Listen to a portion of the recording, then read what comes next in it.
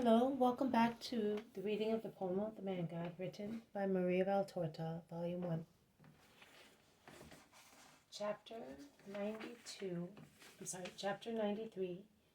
Part 2, the lesson to the disciples in the presence of the Most Holy Virgin in the garden in Nazareth.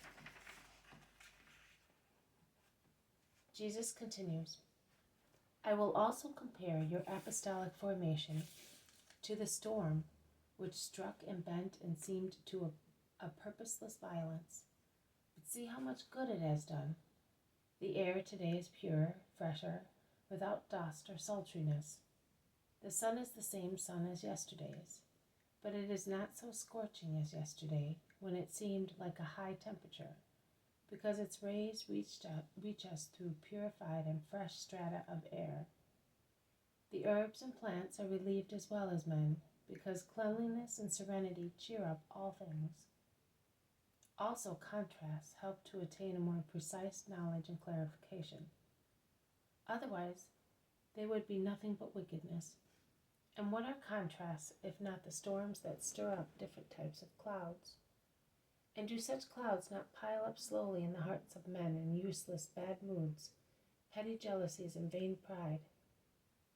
Then the wind of grace blows and gathers them together, that they may discharge their ill humors, and the sky may clear up again. And your apostolic molding is like the work that Peter was doing this morning for the delight of my mother, which is to straighten up, to straighten, tie, support, or undo, according to the varying situations and necessities, to make you strong workers at the service of God. It is necessary to correct wrong ideas, to tie and subdue the rebelling flesh, to support weaknesses, to cut off evil inclinations if necessary, and to free from slavery and timidity. You must be free and strong, like eagles that leave their native mountain tops and fly higher and higher. The service of God is the flight. Affections are the mountaintops. One among you is sad today because his father's life is on the decline, and he is declining with his heart close to the truth, and to his son who is following the truth. More than closed, hostile. The father has not yet said the unfair, go away, of which I spoke to you yesterday, thus declaring himself to be above God, but his closed heart and sealed lips are not yet capable of saying at least, follow the voice that is calling you. Neither the Son nor I, who am speaking to you, would expect to hear those lips say, come, and let the Master come with you.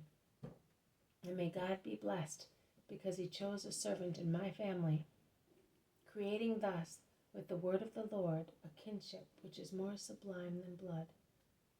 But at least I, for his own sake, and the Son for more complicated reasons, would not like to hear hostile words from him. But this Son must not cry. He must know that I bear no grudge or ill feeling towards his Father. I feel only pity for him. I have come and stopped here, although I knew it would be useless, so that one day the Son may not say to me, oh, why did you not come? I have come that he may be fully convinced that everything is quite useless when a heart is hardened by hatred. I have also come to comfort a good woman who is suffering because of this family division, as if her heart were torn to pieces. But both the Son and the good mother must be convinced that I do not return hatred for hatred.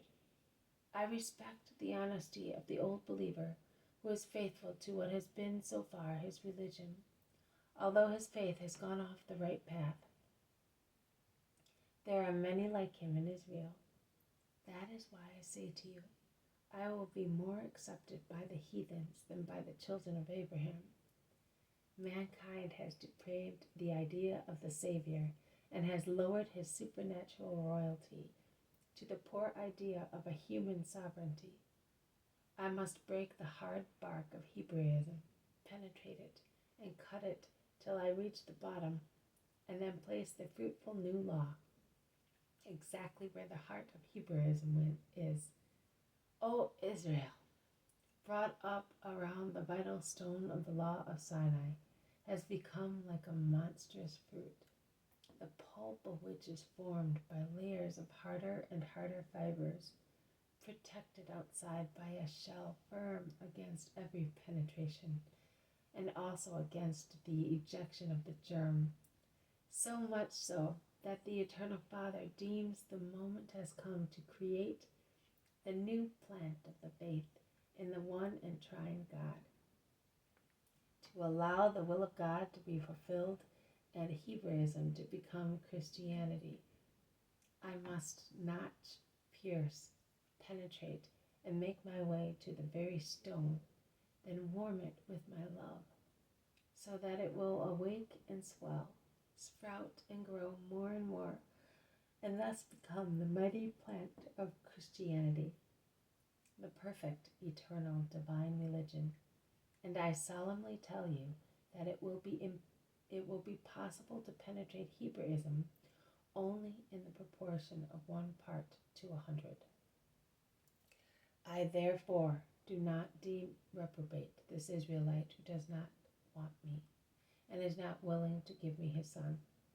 That is why I say to the son, do not cry on account of the flesh and blood that suffer, being rejected by the flesh and blood that generated them. That is why I say, do not even cry on account of the soul. Your suffering operates more than anything else in favor of your soul and his, in favor of your Father who does not understand and does not see. And I also say to you, do not feel remorse for being more of God than of your Father. And I say to you all, God is more than father, mother, brothers. I have come to join people not according to the world, to flesh and blood, but according to the Spirit and to heaven. I therefore must separate flesh and blood to take with me the souls which even when on this world are fit for heaven, to take the servants of heaven. So I have come to call the strong ones and make them even stronger, because my army of meek people is made of strong people, meek towards their brothers, strong against their own ego and the selfishness of family blood. Do not cry, my cousin. I can assure you that your pain is operating before God in favor of your father and brothers more than any word, not only yours but also mine. Believe me, words cannot enter where preconceived ideas form a barrier, but grace enters, and a sacrifice draws graces. I solemnly tell you that when I call someone as a disciple, there is no obedience greater than this one, and we must obey without even stopping to reckon how and how much others will react to our going towards God. One must not even stop to bury one's father, and you will receive a reward for your heroism, a reward not only for yourselves, but also for those from whom you are torn away, broken-hearted, and whose words often strike you more painfully than a slap in the face, because they accuse you of being ungrateful children, and in their selfishness they curse you as rebels. No, not rebels, saints.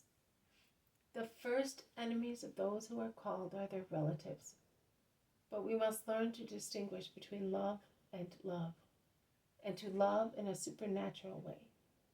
That is, to love more the master of the supernatural than the servants of the master. We must love our relatives in God, but not more than God. Jesus is silent. He gets up and goes near his cousin, who with lowered head can hardly hold back his tears. Jesus caresses him. Judas, I left my mother to follow my mission. This should remove all doubts about the honesty of your behavior. If it had not been a good deed, would I have done it to my mother, who above all has no one but me? Judas presses Jesus' hand to his face and nods his head, but he cannot say anything. Let us go, the two of us by ourselves, as when we were boys, and Alphaeus thought I was the most sensible boy in Nazareth. Let us go and take these beautiful bunches of golden grapes to the old man, so that he may not think that I am neglecting him or that I am hostile to him. Also, your mother and James will be pleased. I will tell him that I will be in Capernaum tomorrow, and that his son will be entirely devoted to him. You know, old people are like children. They are jealous, and they always suspect they are being neglected. We must pity them. Jesus is gone, leaving in the garden the disciples dumbfounded at the revelation of pain and incompatibility between a father and a son because of Jesus. Mary has gone with Jesus as far the door, and now she comes back sighing in distress. It all ends. This has been a reading from the poem of the Man-God written by Maria Valtorta, Volume 1, Chapter 93, Part 2 of the Lesson to the Disciples in the Presence of the Most Holy Virgin in the Garden in Nazareth. Thank you for listening. I will see you tomorrow. May God bless you, and may peace be with you.